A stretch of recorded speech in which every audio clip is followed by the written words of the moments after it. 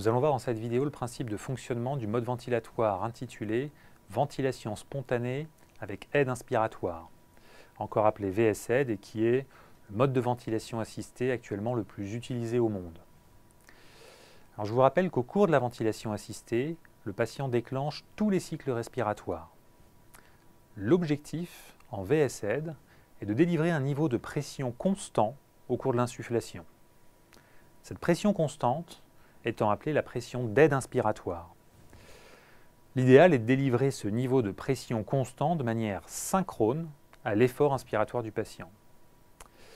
Et pour une machine qui ne fait que piloter une valve de débit proportionnel, délivrer un niveau de pression constant, c'est en fait adapter en permanence le débit qu'elle délivre afin de maintenir cette pression de consigne.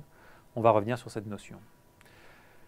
Donc en VS-Aid, l'aspect des courbes de pression et de débit des voies aériennes est globalement celui-là.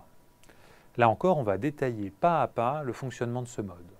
Tout d'abord, quelle est la consigne de déclenchement du cycle en VS-Aid?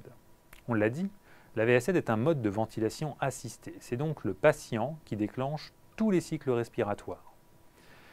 La consigne de déclenchement du cycle est donc représentée par le trigger inspiratoire, qui est généralement en débit. Alors, il existe aussi la possibilité que le trigger inspiratoire soit en pression.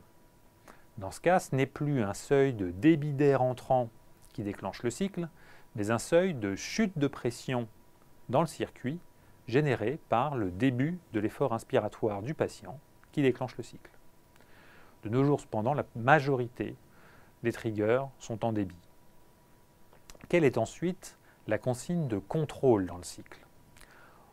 On a vu qu'en VS-Aid, l'objectif est de délivrer un niveau de pression constant au cours de l'insufflation, la pression d'aide inspiratoire. Alors, pour ce faire, le ventilateur, en fait, mesure en permanence la pression délivrée dans les voies aériennes et réajuste en permanence son débit afin de satisfaire la pression de consigne.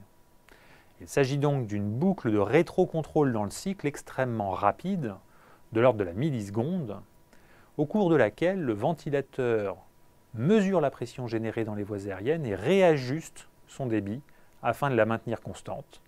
Il mesure la pression et réajuste son débit, et ainsi de suite, et ainsi de suite. Et vous pouvez observer que de manière naturelle, le débit prend un aspect décélérant au cours de l'insufflation. Il y a en effet besoin de plus de débit en début d'insufflation pour atteindre la pression d'aide inspiratoire, puis de moins en moins pour maintenir cette pression constante. Alors quand est-ce que l'insufflation s'arrête? En VS-Aid, la consigne de cyclage n'est pas une consigne temporelle, mais une consigne de débit. En effet, l'insufflation s'arrête, en d'autres termes, le patient est autorisé à expirer lorsque le débit d'insufflation atteint un certain pourcentage de sa valeur maximale dans le cycle. Ce pourcentage, appelé trigger expiratoire, est réglé par défaut à 25% sur la majorité des ventilateurs.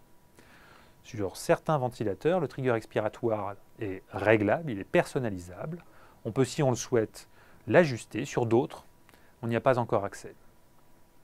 Alors on verra que cette consigne de cyclage est imparfaite, car elle est rarement parfaitement synchronisée avec la fin de l'effort inspiratoire du patient. Mais il est très important de la connaître, car elle a un impact très significatif sur les interactions patient-ventilateur. Je vous le répète, en VS-Aid, l'insufflation prend fin lorsque le débit d'insufflation atteint un certain pourcentage, 25% par défaut, de sa valeur maximale dans le cycle.